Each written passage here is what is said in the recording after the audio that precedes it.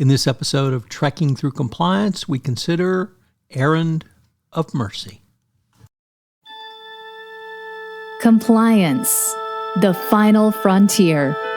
Tom Fox is the voyager of Trekking Through Compliance. His mission? To explore the original series and seek out and share what it can teach you about compliance. Here's your host, Tom Fox.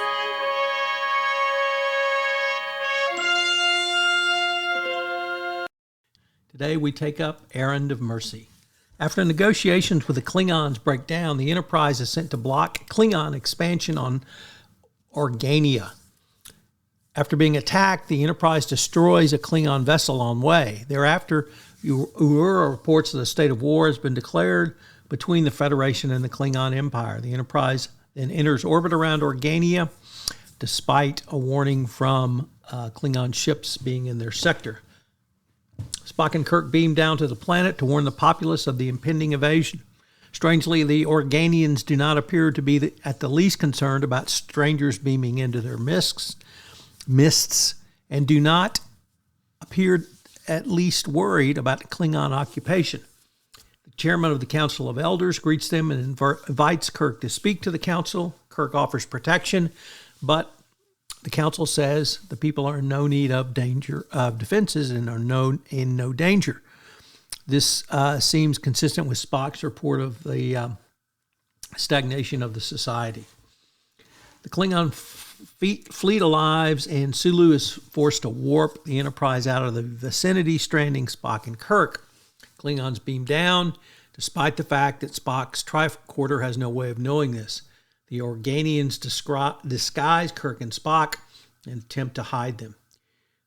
Council bids welcome to the head of the Klingon occupation force and claims that Kirk is Byrona, one of Organia's leading citizens.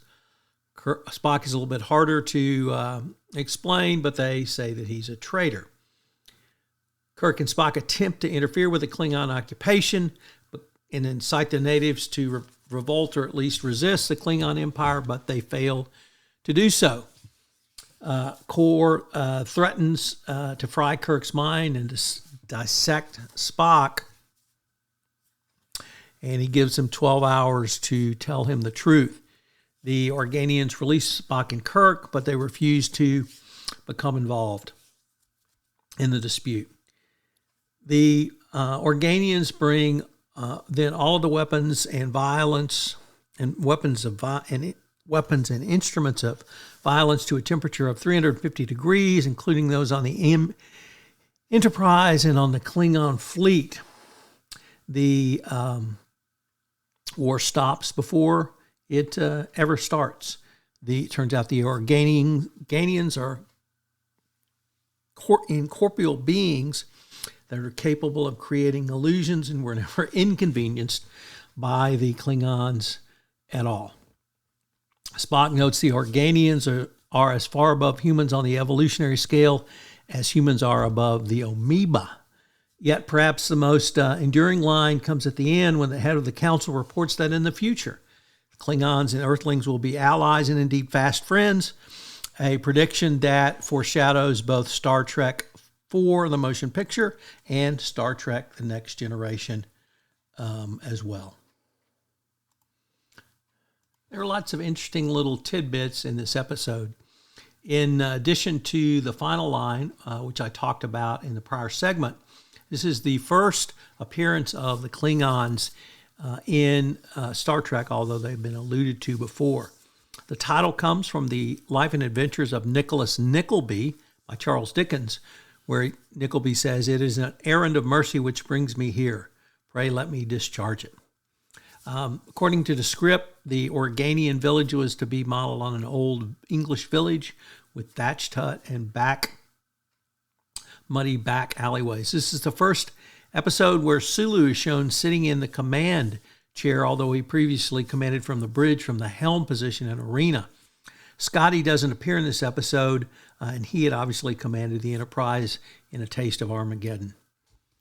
In the second season, Commander Scott was established to be senior to Sulu in the command structure. So lots to commend in this episode. This is only one of 2 episodes that show an actual Klingon top flight communicator, and it's similar to, but a little bit smaller than the one used in Starfleet.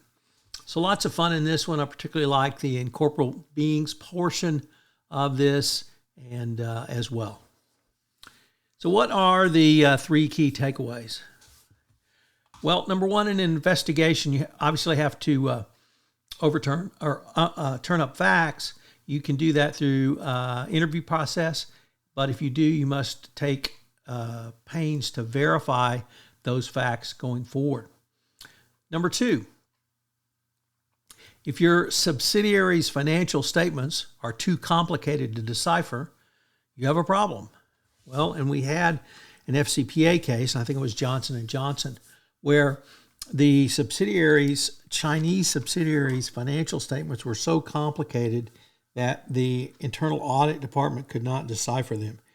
If your business unit operations are too complicated for the home office to understand them, that is certainly a big red flag and something that you need to address and take care of sooner rather than later. Because if it's too complicated for you to understand, that means there's an opportunity for hiding of bribery and corruption or other illegal activities. And then the final point is, and this is certainly more important than when I originally recorded this series, how far down do your third-party relationships go? Meaning, do you know and do you have visibility all the way down your supply chain? And this has become incredibly important after the Russian invasion of Ukraine. And now you've got to know literally down to the minerals coming out of the ground who your suppliers are. And remember, under the Uyghur Slave Labor Act, that it's on you to prove that any purchases or products you got out of, I think it's Xinjiang province, are not part of or not manufactured using slave labor. So how are you going to prove that affirmative that no slave labor was involved? All of these interesting points tie in directly to this episode. It's one I've really enjoyed watching and rewatching over the years, and I know you will too. I hope you will join us tomorrow for another episode of Trekking Through Compliance. If you enjoyed this episode of Trekking Through Compliance, you can help it grow by sharing it with the biggest Trek fan you know.